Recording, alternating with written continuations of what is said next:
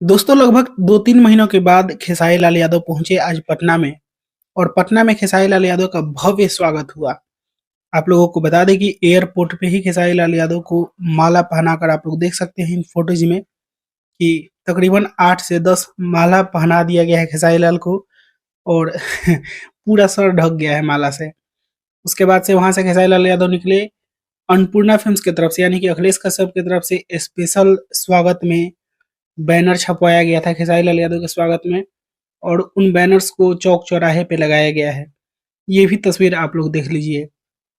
तो आप लोग समझ सकते हैं कि ये बिहार में लंदन से आने के बाद खेसारी लाल यादव का पहला बार इतना भव्य स्वागत हो रहा है पटना में। और बिहार में अभी रहेंगे 2-4 दिन खेसारी लाल यादव। गाँव जाएँगे, गाँव से फिर कल रोड शो है बेतिया में, वहाँ जाएँगे। तो ये सारे इंतज़ाम हैं, गाने की भी शूटिंग करेंगे। तो आप लोगों को आने वाले समय में अपडेट्स दिए जाएँगे। तो दोस्तों बस अभी के लिए इस वीडियो में इतना ही। आप लोग इस वीडियो को लाइक करिएगा, शेयर करिएगा। मैं मिलूँगा आप लोगों से एक नए वीडियो में, तब तक के लिए जय हिंद, जय भोजपुरी।